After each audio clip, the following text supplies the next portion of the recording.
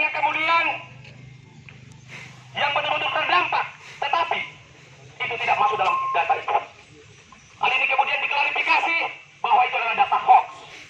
Setelah kami verifikasi,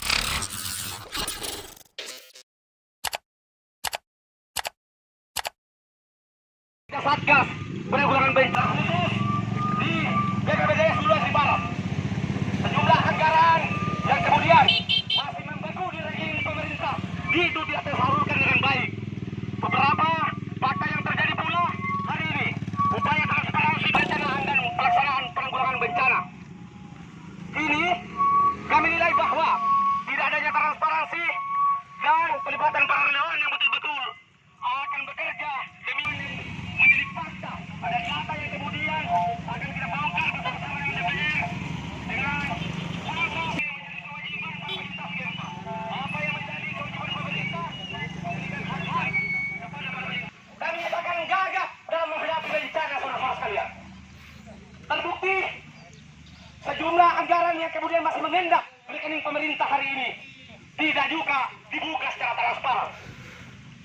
Kepala BPBD Sulawesi Barat hari ini, warahmatullahi wabarakatuh. Kami meminta jangan dulu ada suara dari kami menyampaikan aspirasi. Menghimbau karena kita masih dalam pandemi COVID-19. Untuk itu kami dari pihak kepolisian menghimbau untuk tetap menjaga jarak, memakai masker dan tidak berkerumun. Sekali lagi saya himbau kepada seluruh elemen masyarakat atau elemen mahasiswa yang akan menyampaikan aspirasi di kantor DPR ini untuk tetap menjaga jarak, memakai masker dan tidak berkerumun. Sekali lagi kami mohon kerjasamanya untuk mematuhi protokol kesehatan. Sekali lagi saya himbau kepada Kami dari Sumbar Berat hari ini hadir di DPRD Provinsi Sulawesi Barat tentu bukan tanpa alasan.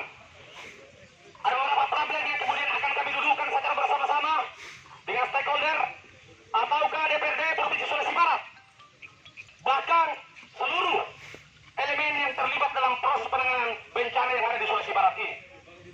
Untuk itu, sebelum kami meminta untuk di-hearing, sebelumnya kami menyampaikan bahwa surat kami sudah layangkan melalui Sekretaris Dewan DPRD Provinsi Sulawesi Barat semalam, dan kami dijanji untuk dipertemukan dengan beberapa stakeholder yang kemudian akan duduk bersama dengan kami.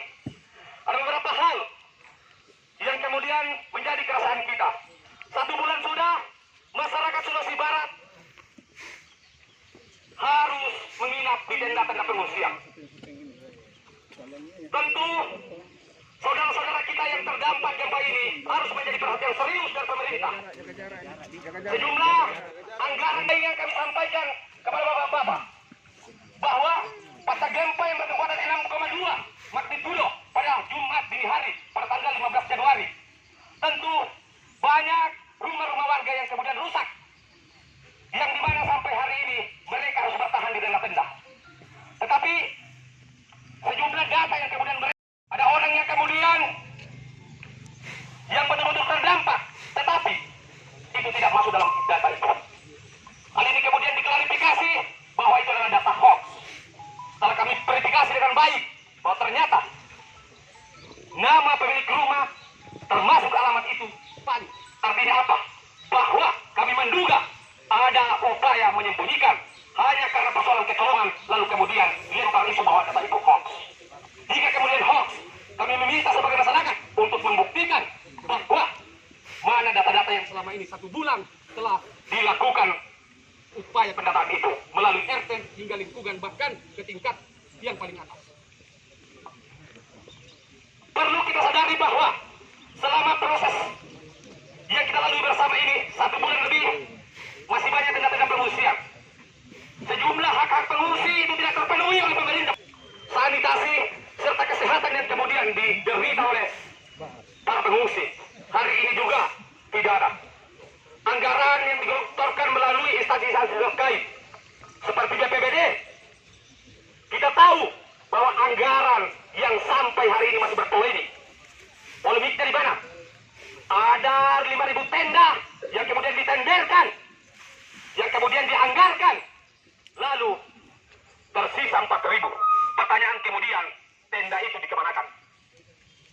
anggaran itu dikemanakan? Hari ini kami meminta setegas-tegasnya untuk dibuka bersama-sama dengan DPR dengan menghadirkan seluruh stakeholder.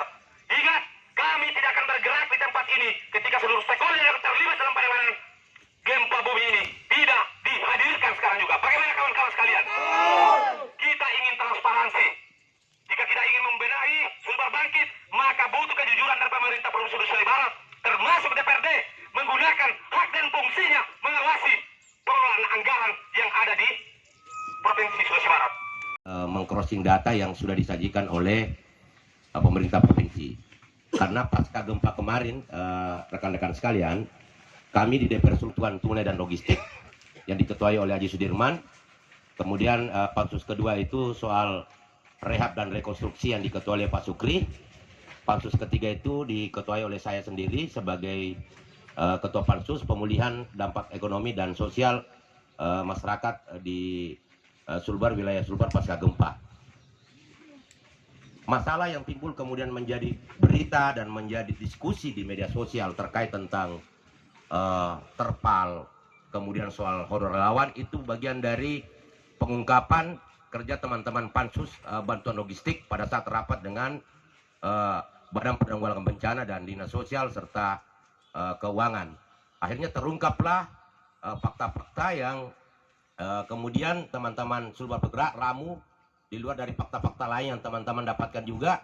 Ini karena kerja-kerja teman-teman Pansus untuk kemudian mendapatkan fakta itu. Kenapa kemudian teman-teman memang membentuk Pansus? Karena memang dari awal kita sudah pesimis.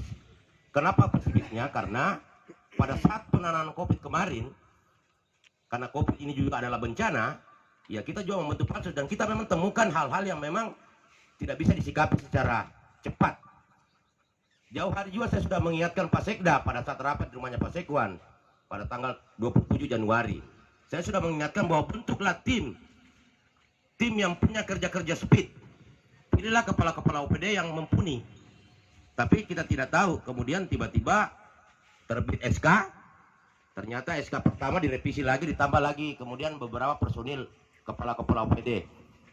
Itu barangkali teman-teman yang saya bisa sampaikan. Sulbar bergerak ini butuh teman-teman Satgas untuk mengklirkan apa yang menjadi atensi teman-teman pada saat ini. Tadi Pak Sekda informasinya sementara di Jakarta. Tadi saya bilang ya harus ada hadir.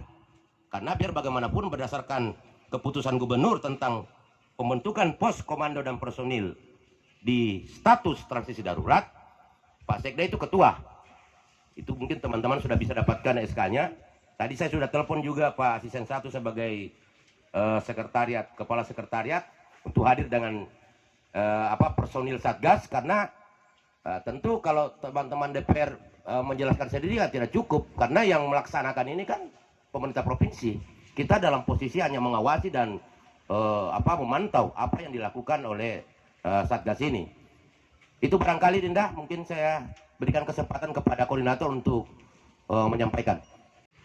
Dari penjelasan Pak Katabayan tadi, tentu sebelumnya kami sampaikan bahwa apa yang kami minta melalui DPRD dengan menghadirkan seluruh pihak yang masuk dalam penanganan bencana di Sulbar ini, ya lagi-lagi kawan-kawan hari ini bisa saksikan bahwa tidak sesuai dengan ekspektasi kita. Ya, saya mau stressingnya begini, Pak. Selama 1 bulan ini, sampai kapan masyarakat kita akan dibiarkan seperti ini oleh pemerintahnya sendiri? Itu satu dulu. Kalaupun hari ini orang-orang yang punya kewenangan hadir bersama-sama kita tidak ada, tentu lagi-lagi saya katakan bahwa hari ini Sulawesi Barat betul-betul mundur 10 tahun ke belakang. Saya berani mengatakan itu. Publik mungkin sudah mengetahui bahwa fenomena yang terjadi di Sulawesi Barat ini dimulai dari anggaran yang diamanahkan relawan melalui rekening pemerintah Provinsi Sulawesi Barat. Itu yang kemudian ingin kita pertanyakan, dikemanakan, disalurkan untuk apa, datanya di mana. Karena kita ketahui bersama bahwa jika kemudian masyarakat tidak mengetahui apa yang menjadi haknya mereka, tentu ini kacau. Terkait persoalan upaya rehab rekon dari pemerintah, kita sudah ketahui di publik bahwa presiden kita sudah menyampaikan melalui media di publik bahwa itu akan mengucurkan anggaran untuk rehab rekon. Sejauh mana langkah yang dilakukan oleh pemerintah hari ini? Data yang kemudian beredar hari ini, yang kemudian kita cross check, itu sejumlah masyarakat yang tidak terdata rumahnya yang betul-betul parah. Kalau itu memang dianggap sudah data tahap awal, itu yang pertama yang hari ini beredar. Salah satu contohnya misalnya di desa Rantedoda. Di desa Rantedoda itu, menurut pengakuan dari kepala desa, mereka sudah menyetor data sebanyak 195 KM melalui Sekcap. Tapi yang terdata di data yang beredar itu, entah hoax atau bukan jelasnya, itu diakui sebagai data tahap awal, itu hanya 10 kakak. Artinya apa? Bahwa kita kacau pada sisi pendataan.